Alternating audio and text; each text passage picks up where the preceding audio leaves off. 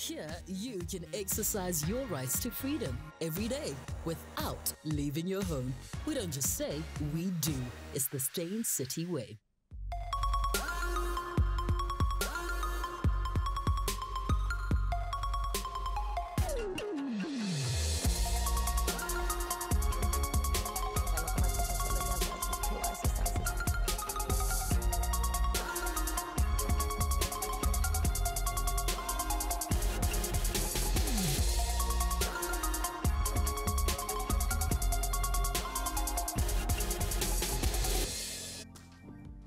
Good afternoon and welcome to Real Talk. Today, two major productions take center stage right here on the show.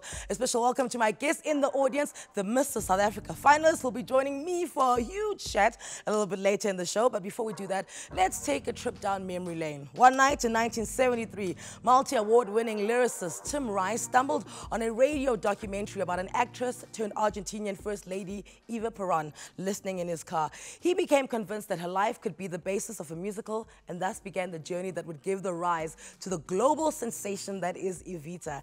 Since then, it's toured the world, reaching all the big stages from Europe to Australia and Africa. In 1979, it transferred to Broadway and ran successfully for several years. It eventually reached the big screen in 1996, starring Madonna and Antonio Banderas. It has now made its way back to South Africa for your viewing pleasure. Take a look. Argentina, the chains of the masses untied.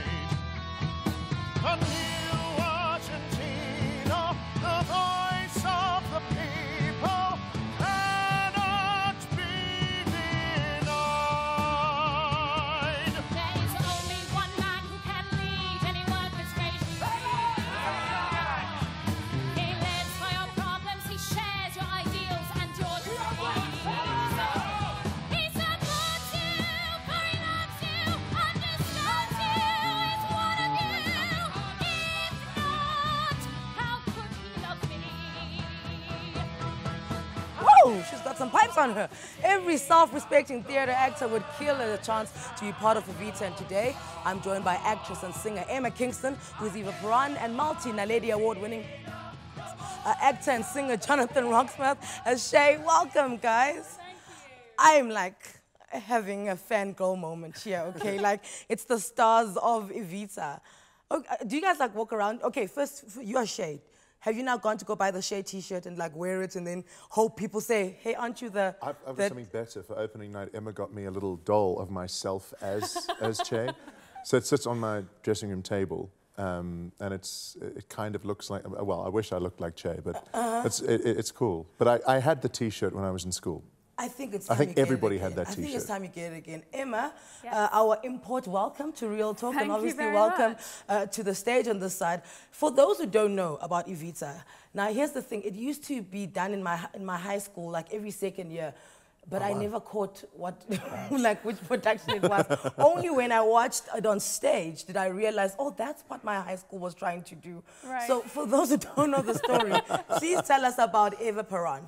Right, so it's the story of a girl from Junin, which is in the outskirts of Buenos Aires in Argentina. And she was a child born out of wedlock. And it's her story, really, of how she goes from rags to riches. And she finds her way to the big city of Buenos Aires. And eventually she meets one of the guys in the military there, Juan Peron. And they end up getting married. He becomes president. She, therefore, becomes first lady. And then, unfortunately, towards the end of the show, we see the end of her life because she died at the age of 33 from cancer. Okay, all right. So now, when you first got introduced to musicals, Jonathan, I know the first thing you did in your career was you were a baby in a Sanlam ad. I'm telling you now, Sanlam better give you some shares, okay? I'm telling you now. But I mean, when you first got introduced to musicals, what was the first bite of it? Was it Grease? Was it Sound of Music? The first one, I think, was Michael Ball singing Love Changes Everything. Love changes everything. You know, they had that There you music go. video on, I think it was TV1. Yes. And he's like standing in a really dusty room with sun coming through a window somewhere. Which musical is that from? Aspects of Love. Oh, you see, I don't know. I know the songs. I just never know which musical it belongs That's to. the thing, you know, each musical had a song that became so famous that it kind of eclipsed the musical. And I think with Don't Cry For Me Argentina, that's similar to what happened with Evita. Everybody knows that song. Yes. But when you see it in the show, it completely changes what you think you know about the song, because you realize it's actually propaganda. It really is. Like, she's on the balcony delivering a nonsense political speech, and it's all a lie. But yeah, it was Love Changes Everything, and then obviously Phantom of the Opera. How did you get bitten by the stage bug? Oh, my dad used to be a part of his local community theatre at home. And he always used to have albums, soundtracks of shows playing in the car, or the times that we'd go to the theatre would be to see, like, oh, dad's in a show. Okay. So we'd go and see my dad do a show maybe once every 6 months. And then, yeah, just listening to shows like Les Mis and Anything Goes, and having people like Barbra Streisand playing in the car. You know, music like that was just always in my life, and it was always something I wanted to do. So you got picked by Andrew Lloyd Webber and Hal Prince to do this. Okay, I just need... Your reaction's like mine. Okay, but because now I need to put it into perspective for somebody who's watching. It's pretty much like Diego Maradona calling up you to go and play for the national soccer team. That's basically what it is. Like the hand of God in soccer telling you that you're good for it. When they called you, did you think you were getting pranked? You were like, yeah. So my agent phoned me, and I was rehearsing for a concert back at home, and I was just heading out of rehearsals and I had a phone call, and I thought, oh, hi, how are you? So, Andrew Lloyd Webber, Hal Prince and Tim Rice want you to play Eva Peron. I'm not even kidding. I fell to the floor and I burst into tears. Aww. I had just no idea how to comprehend that feeling. It was incredible. And then you were like, yes, and I'm going to get paid. You're just like, the pay is not bad either. Yes. It's a role I've wanted to do for a really long time. And it was one of those things, you know, I sent off some tapes of me singing the material and I forgot about it because, you know, with the amount of auditions that we have to do, you kind of just have to resign yourself to the fact that, you know, it may not work out. And then when it did, yeah, it was quite extraordinary. So the guy sitting next to you, he's like our pride and joy when it comes to theatre, right? No, it really is. I remember I did a show with you 2 years ago. No, I wasn't acting or singing. I was merely presenting, and he was the blankets thing. Yes, the blanket drive, the 67 blankets of Nelson Mandela. Yes, at the Market Theatre. And then he rubbed off on me, and look, now I have a show. So, so like, he's our guy here at home, and there's no doubt that he's going to make it onto the stage and get himself a Tony Award. But I want you to match her moment where she gets a call and she falls on the ground and she cries. When did that happen for you? When you thought, okay, I'm kicking that door and I'm never looking back? Well, I also had to do a tape. Okay. And we were doing Joseph at that point. I was playing Pharaoh, so I did one song in the show, then I would go sit in the dressing room and listen to the rest of the show that I wished I was in. And I think we got to interval, and I hadn't even been on yet. And I wore quite a bit of makeup as Pharaoh, as you do. And there was a lot of eyeliner that I had to put on. Yes. And I got the call. And I was like, I can't now. Was it waterproof? And it wasn't waterproof? No, it wasn't. And I said to them, please, if this is good news, can you wait until the end of the show to tell me? And even if it is, I tell you what, either way, don't tell me until the end of the show, because I don't really want to think. And then I put the phone down, I started going, and then I just got a cheeky text, "You're Che." So I had to redo the makeup at interval. It was furious.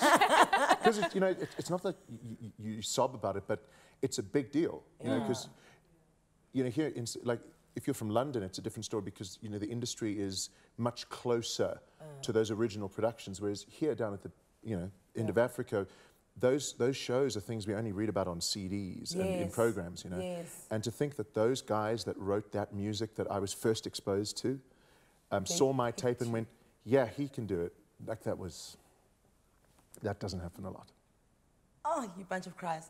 So, this production of Evita has now been around longer than Eva herself, who died at the age of 33 and whose death is still strongly felt in Argentina. Today, we're giving you the chance to enjoy the rich history of the show. We've got 3 double tickets to give away for you and a partner. If you can answer this simple question, which character does Jonathan Roxmouth play in Evita?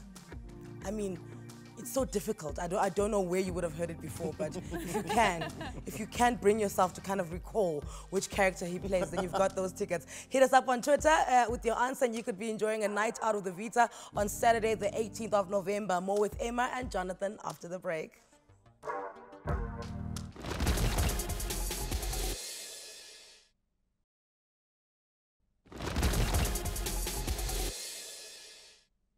his pretty hands reached out and they reached wide. Now you may feel it should have been a voluntary cause, but that's not the point, my friends.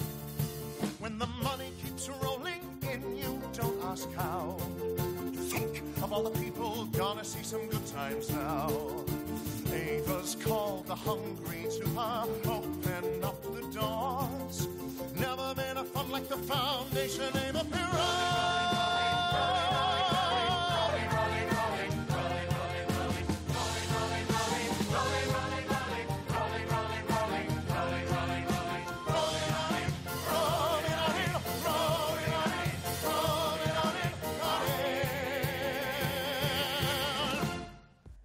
And welcome back to Real Talk on SABC3. The stage is yours. Today I'm catching up with two of the stars from the internationally acclaimed musical Evita, which is currently showing at the Theatre at Monte Cassino. It's in Joburg until November the 26th. Emma Kingston is the British talent who's appeared in many theatrical productions, including Fiddler on the Roof as well as Les Miserables. Jonathan Roxmouth is our homegrown superstar who's thrilled audiences in hits such as Jesus Christ Superstar, Grease, and The Phantom of the Opera. And it took all of me to not sing that Phantom of the Opera bit. like as I stood, I was like, are you gonna, no, I'm not gonna do it.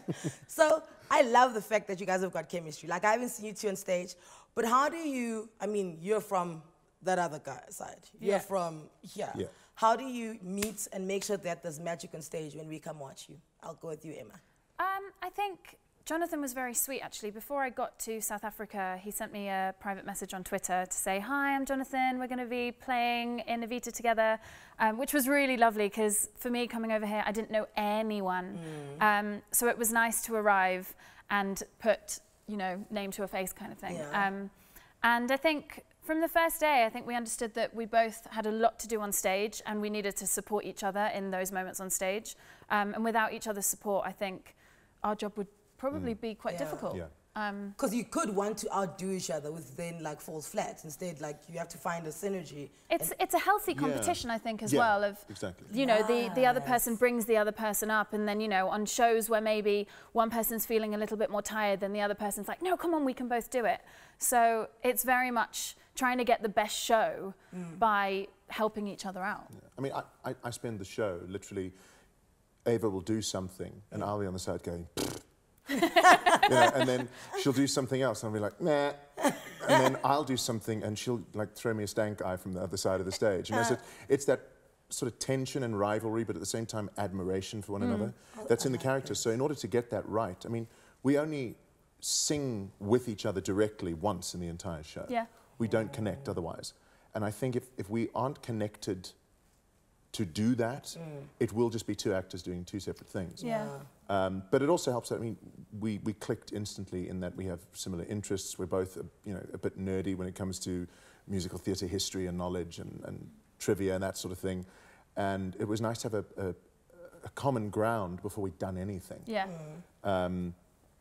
And you know, there is huge professional respect that goes both ways in terms of we are sort of fans of one another's work, which helps. And it's not like a mutual admiration society thing where it's, oh, you know, cringe. It's like real. Do you know what it is? It's like that thing famous people do where they haven't even met, but then you guys see each other like at a shop, and then you give each other the, oh, we're famous nod.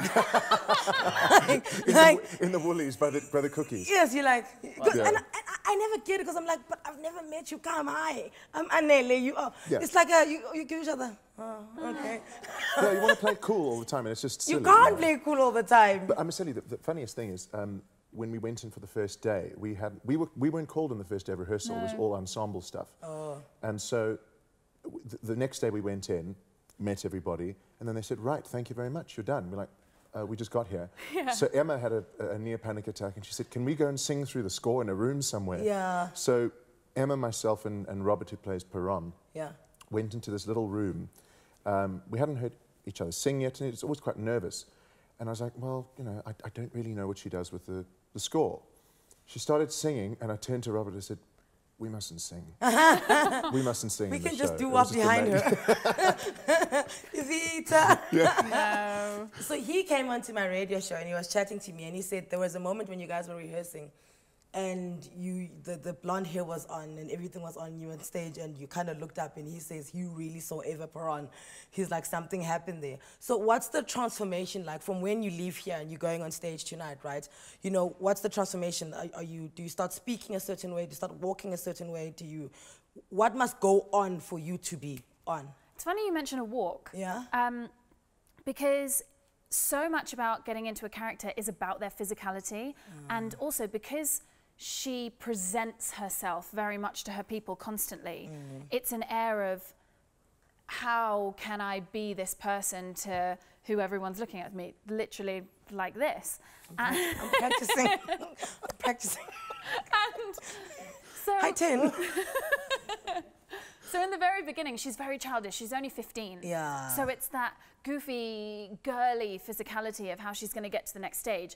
And the minute she, you know, she turns blonde, she's reached a certain level of, because, you know, she moves to the big city to be an actress. And once she's kind of in that famous zone, she has to have a certain air about her that makes people look at her. So it definitely is about the way I walk and the way I stand. I mean, the costumes definitely help. They are designed so beautifully. That's a nightmare. Like, all Emma ever talks about is her costumes. I mean, I just have one set of military fatigues. I never change the whole show. That's you, buddy. And Emma's like, oh, that's coming home with me at the end of the run. And I was look about at to this. say, She what like are my you jacket. We're not taking? supposed to tell anyone that we're going to be taking costumes. Come on, you're allowed to take something. You know, Kristen Stewart from Twilight, she took the bakkie. No way. Yeah, that she drives around in Twilight. Amazing. I was just like, out of everything to take. To carry her salary home, yeah, exactly. Dude, she could have taken the diamonds they put in Edward when he sparkles. She could have taken so many things, and she took that bakkie. What are you taking? So, there's one costume in the show that is my absolute favourite, and I only wear it for one number where I don't sing. And it's during The Money Kept Rolling In, which Jonathan sings. Yeah. And it's this... But you don't watch me, you watch the suit. It's that good, you see. It's this beautifully tailored black suit that has been so well designed for me, and it's just so gorgeous. And when I wear it, I feel so empowered. So it may or may not come in my suitcase. We're going to lose it on final night. We're just going to miraculously go missing. Yeah, you know, And be like, it's fine. Jonathan, for you, what's the process to becoming Shay? Do you know the biggest thing is, like, when we started rehearsal, we didn't have any costumes yet, but I just said, can I try it with the beret? Because, you know, it's amazing when you do if you wear something you don't normally wear, you act in a way that you don't normally act. True. The minute the beret went on, I became so, like, there was a swagger. It's like, look at my beret. You know, that, and then they gave me my cigar, which is like this electronic prop. It's not tobacco per se, and my gran's watching, so I'm not smoking. But it's really cool because it gives you something to do, and like this constant puff of smoke, and it's really delicious too. So it's a bit of a problem because I'll be standing backstage like puffing away. They're like, "You're not on stage yet. Please don't waste the filter." I'm getting into character. Yeah, exactly. Exactly, method. Okay, so on the other side of this, you said you are both musical nerds. So we're going to test your musicality a little bit, like how much you know about musicals. So here's the joke. I'm going to sing them to you. I can't wait. Right? Okay, watch out for your jobs. We're still with Jonathan Roxmouth and Emma Kingston, who are the stars of Evita. After the quick break, stay with us.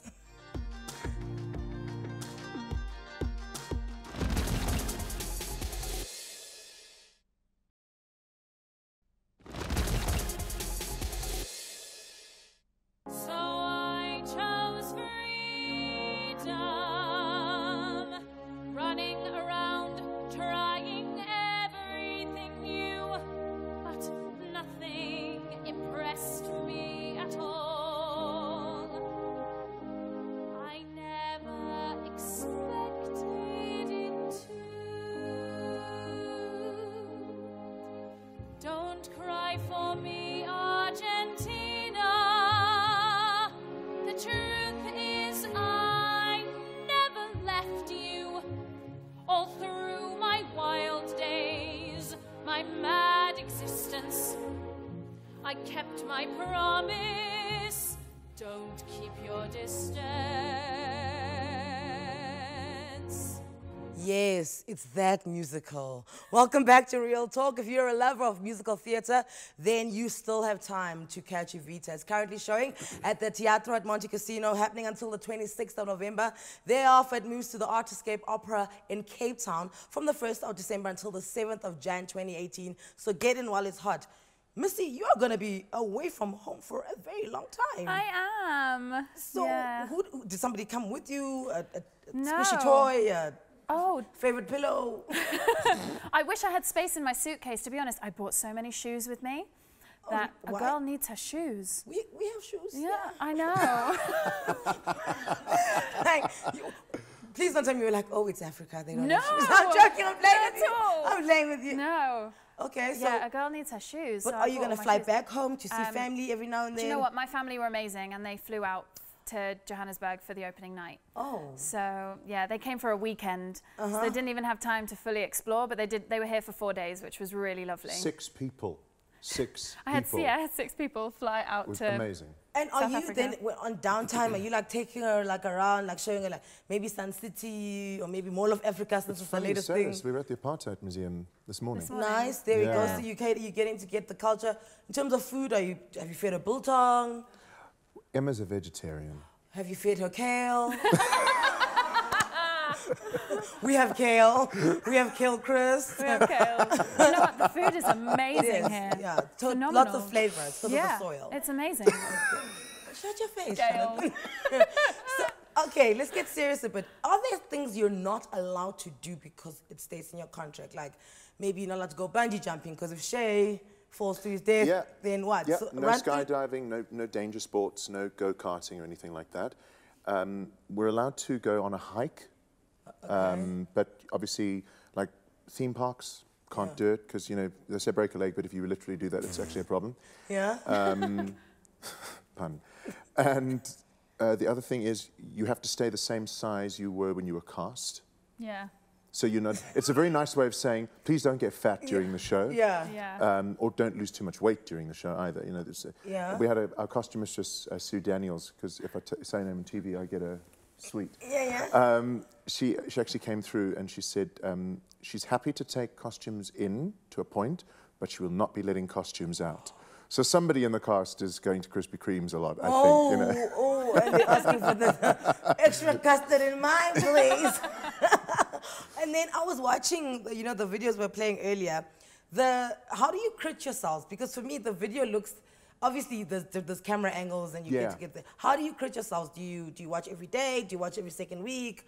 What's your quality control process? Oh, interesting question. I know.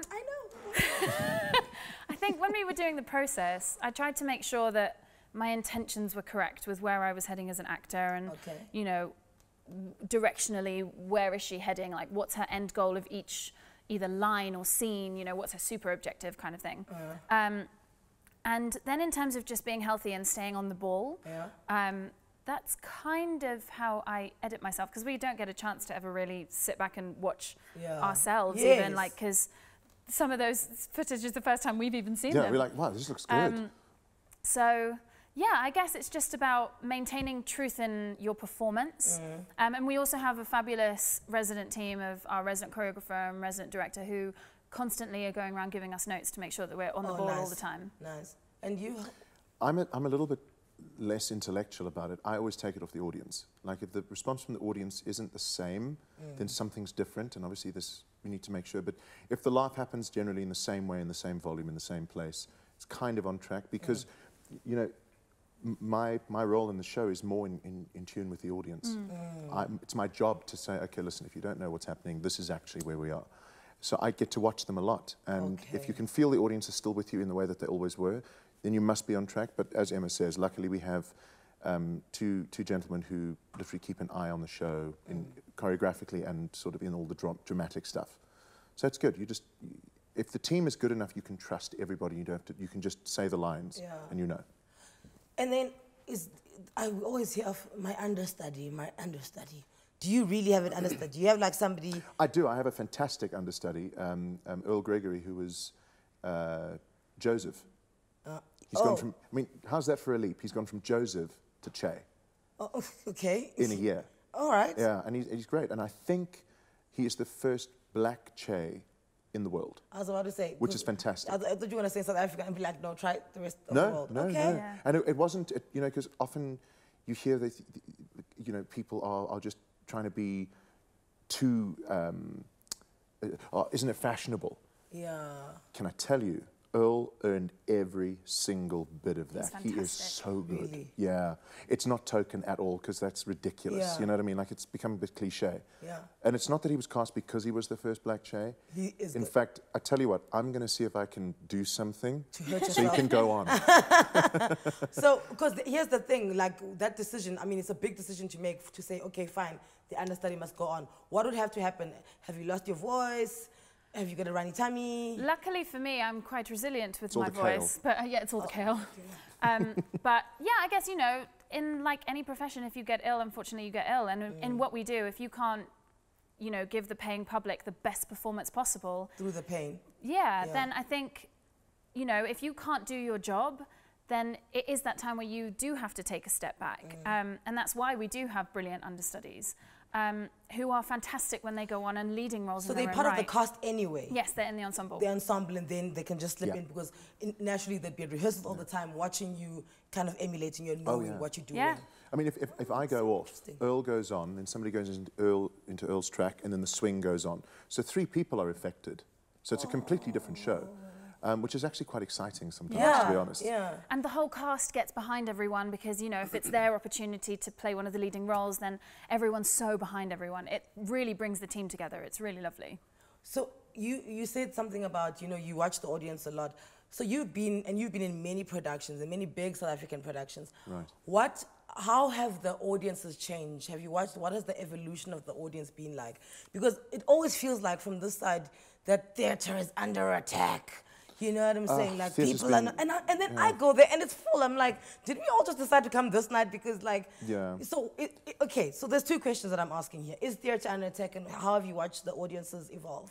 Theatre's been dying for the past 300 years. Right. You know, it's become fashionable to say theatre's dying. But what tends to happen these days is people assume the show is sold out, so they don't think to book.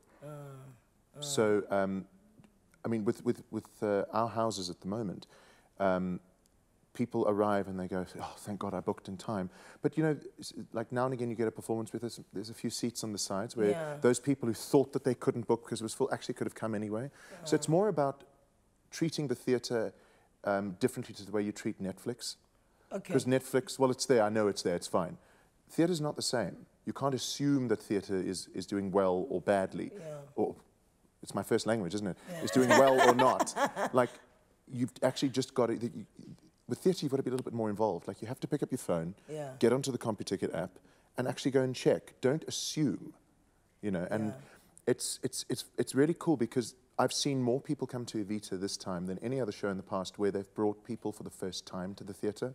Okay. And people walk out there like mind blown, like, why haven't I been to more theatre? And it's not just kids, it's people my age. Yeah. And, you know, if somebody is 13 or 30, it's all about taking that initiative in the first place. In terms of how audiences have evolved, I've seen there's been more of a split between Joburg and Cape Town. Joburg watches a show. Cape Town listens. So in terms of the value for money, Joburg, if you're going to spend money in Joburg, you want to see your money on the stage. Whereas in Cape Town, they want to spend money on something that's well crafted, that they listen to the lyrics and they go, smart. Okay. So it's really cool, because gone are the days that if it works in Joburg, it'll work in Cape Town. They're 2 completely different tastes. But something like Evita, thank goodness, there's such spectacle to it, but then the writing is also so good and relevant. So relevant. So relevant. Yeah. Okay. Listen, I'm going to leave it there. I think everyone is sold, right? The audience is sold. Done. Everyone at home is sold. Thank you so much, Jonathan. Thank you so much, Emma. I hope you enjoy your rest of the stay in South Africa. Thank you. And he must take you to great kale places. They're amazing. Okay. We've got the best kale around now. So listen, coming up next, we meet the moms, the wives, the career women who are living examples that you can really have it all. The reigning Mrs. South Africa, Hlengiwe Twala, joins us next. Cheers, guys.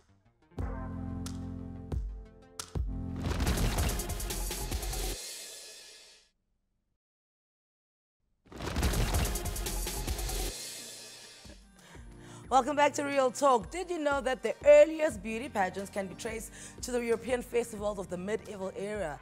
Over the centuries, pageants have grown in popularity and spread all over the world. Mrs. South Africa is a proudly South African annual event for married women who wouldn't ordinarily have a problem to compete and become the country's ambassadors on a global scale. To discuss the work that they do, I'm joined by the reigning Mrs. South Africa, Evita, as well as the CEO of Mrs. South Africa, Joni Johnson. Ladies.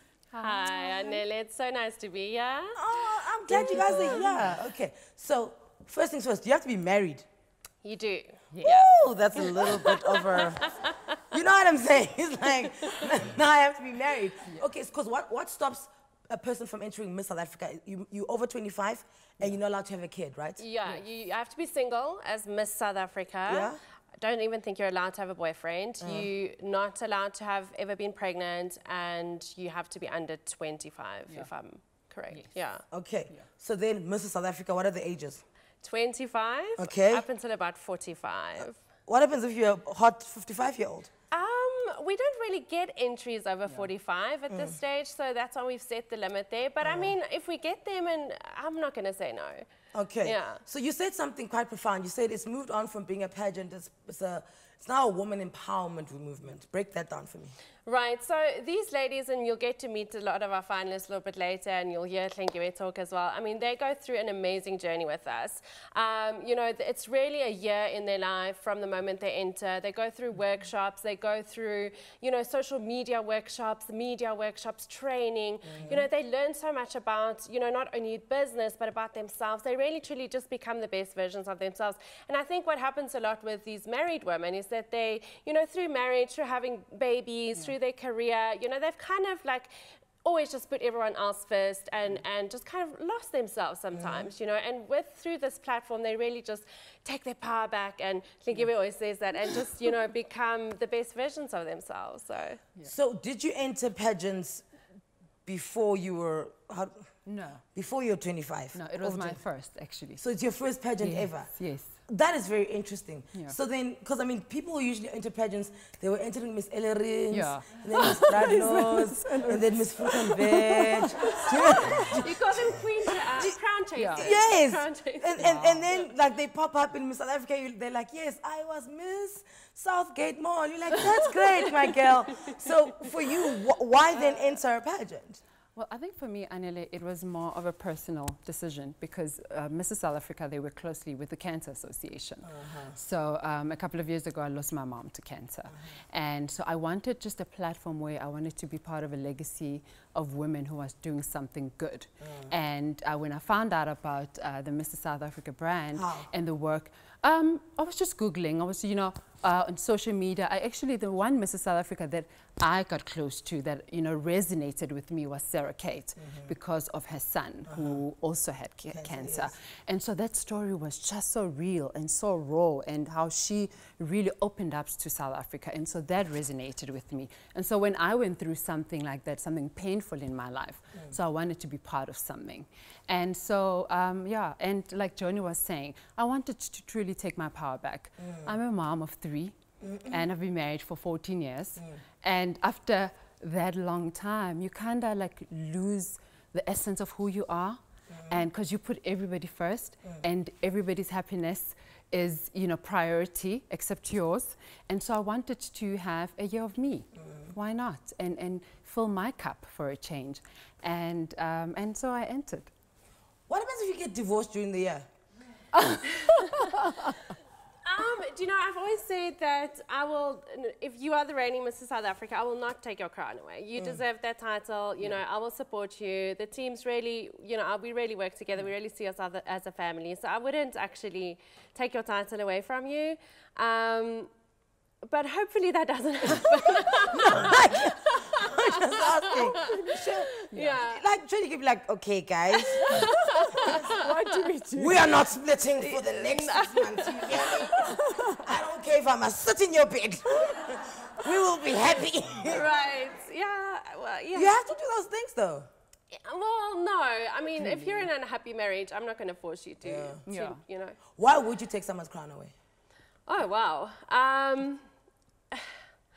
you know, there's always contracts in place, and we've never really been forced to do that. But I think for me, being a businesswoman, if you damage my brand, you know, brand reputation, if you damage the business, then I would.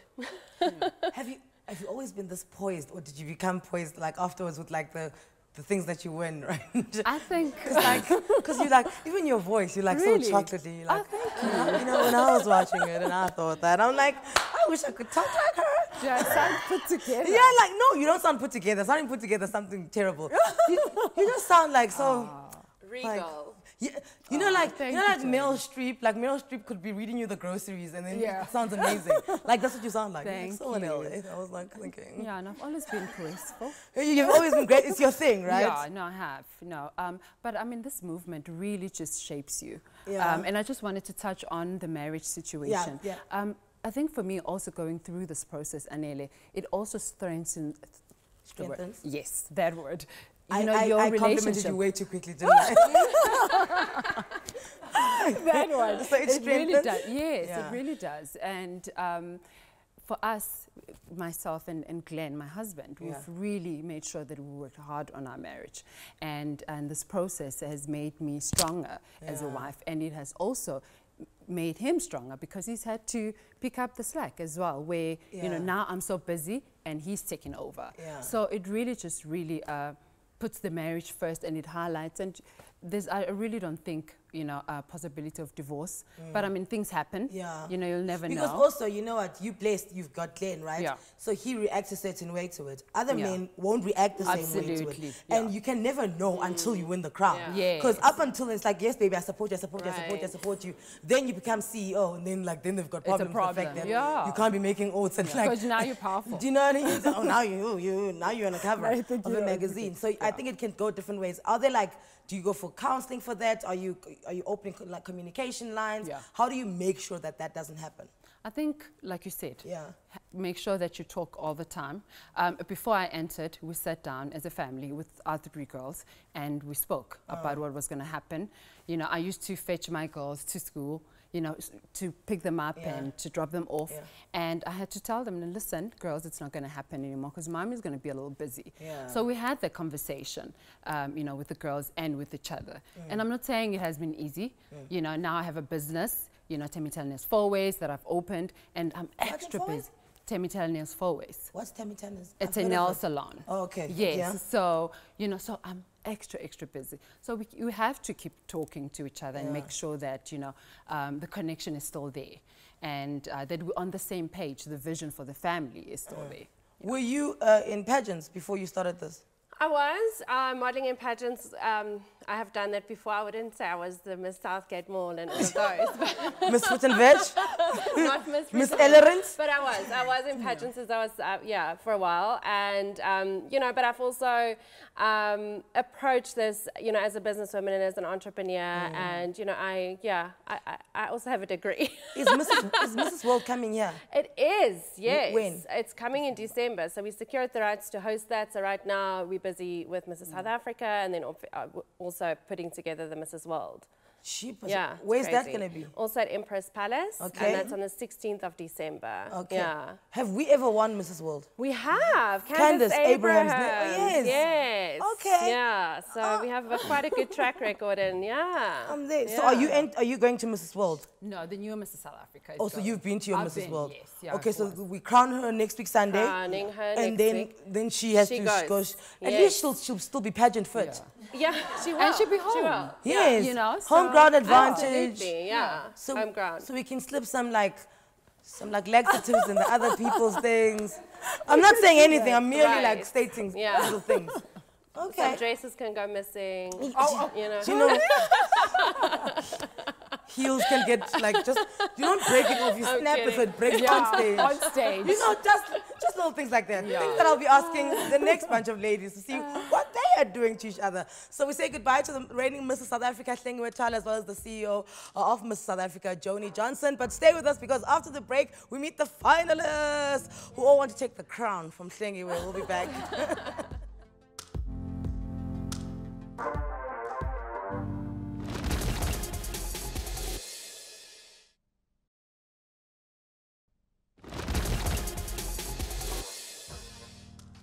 You're still with Real Talk. Welcome back. So for a night of glitz and glam, be sure to watch Mr. South Africa live right here on SABC3 next week Sunday, the 19th of November, 6:30 p.m. sharp.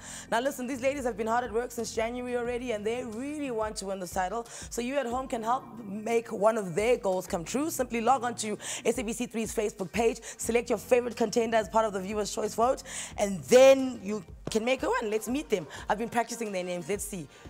Wait, we've got an insert. Wait. Okay, before I do your names, let's go watch you guys quickly. Hello, South Africa. My name is Bella Edwards. I'm 26 years old.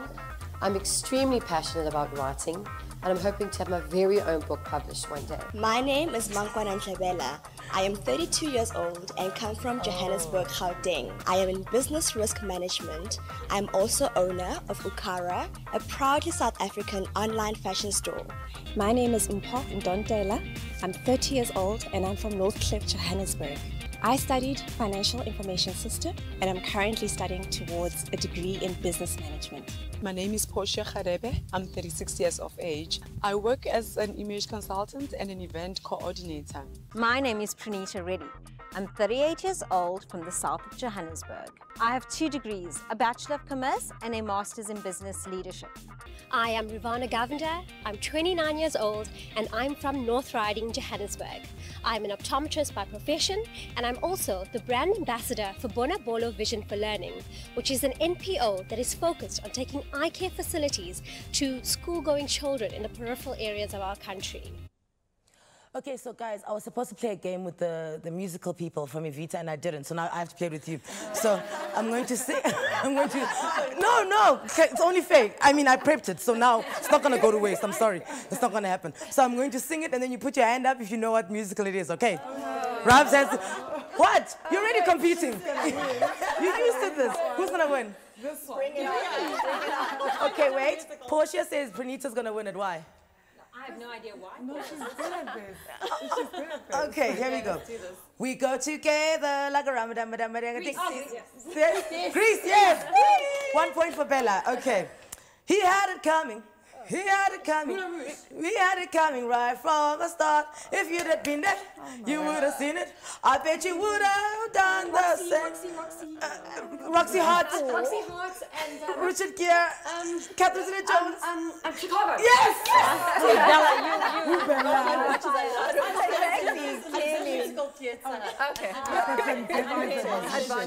Advantage. She's making you guys feel better. Okay. Okay, here we go. And I am telling you, I'm not... Dream Girls. Yes, Dream Girls is correct. Okay, it's a hard knock life. Annie. Jeepers. Okay. There we go. Hi, guys in the back, if you don't mind. Yeah? You're on TV. There's a game happening. Okay, here we go. A wimbo, a wimbo, a wimbo. Liking, yay! You guys came through. Okay, so listen.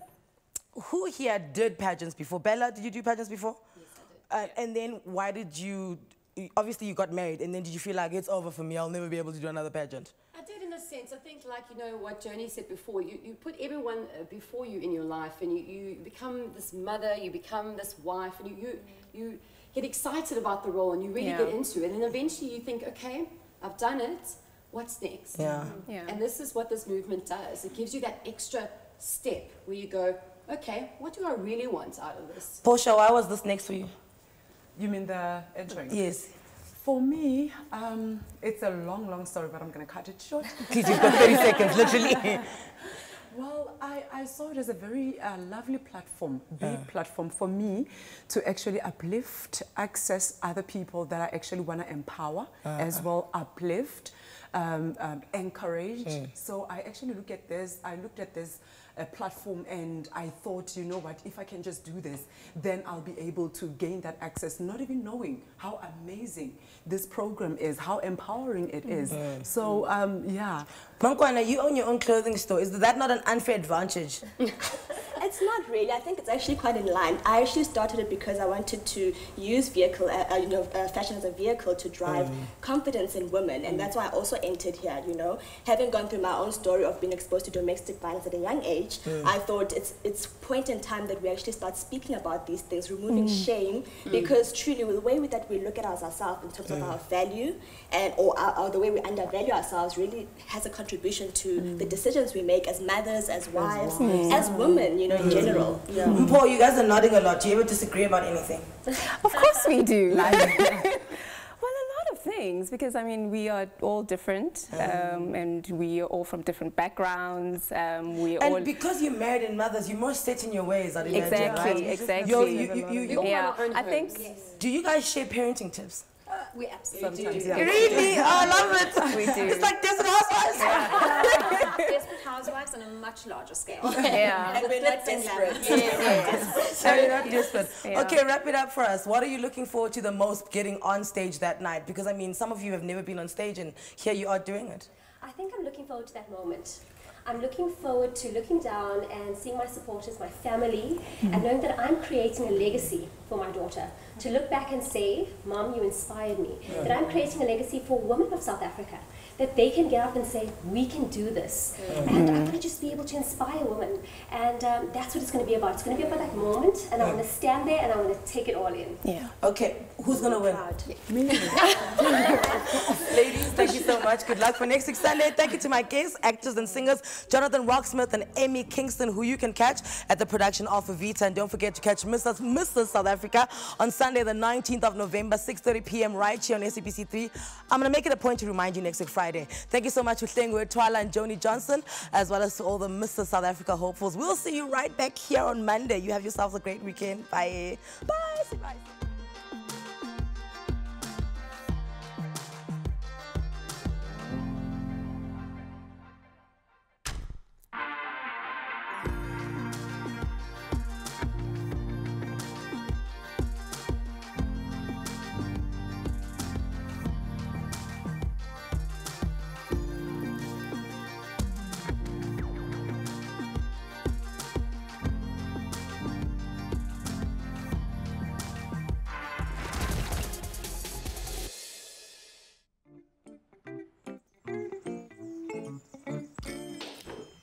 Cheeky.